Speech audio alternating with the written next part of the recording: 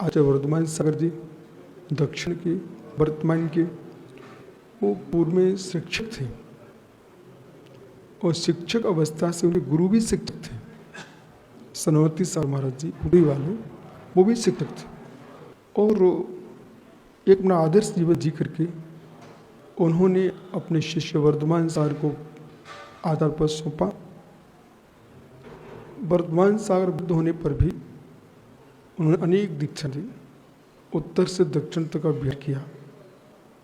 उत्तर भारत मध्य भारत के साधक भी उनके श्री संघ में मुडराज हैं।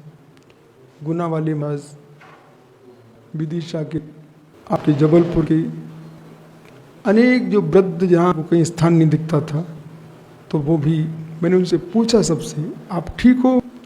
बोले महाराज बहुत अच्छे से रखते हैं।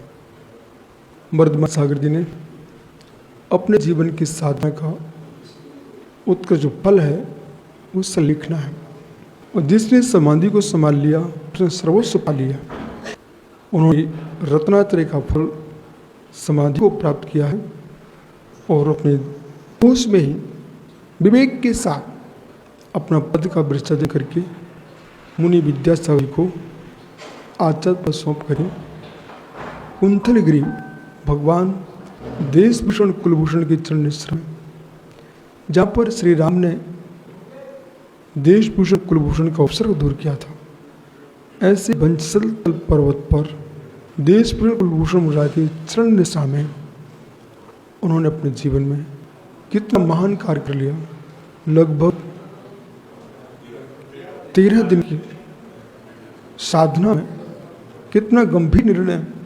लोग जीवन के औषधियाँ खाते हैं, मैं बच जाऊं इससे चीखते चिल्लाते हैं। धन्य श्रमणों का बड़ी खुशी है मुझे कि संघ से सुर सागर जी, ब्रह्मचारी पीयूष जी और अनिकेत जी और भद्र कुमार मेहता, ये सभी त्यागीगण उनके संलेखना में सहयोगी बने हुए थे और आज उनका शांत परिणाम से देह का परित्याग करके हंस स्वर्गस्थ होगा।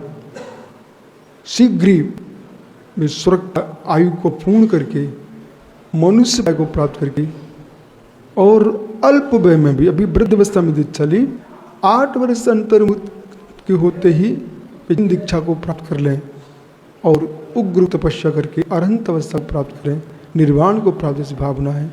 उस समाधि पर विद्यासागर जी सभी संघ को अच्छे संभालेंगे। चंद्रप्रभु सागर जी, शीतल सागर जी उनके सब गुरु भाई हैं और सभी जैसे आचार्य विराट सागर महाराज जी अपने संघ को संभाल के गए हैं, ऐसे वर्धमान सागर संघ को संभाल के गए हैं।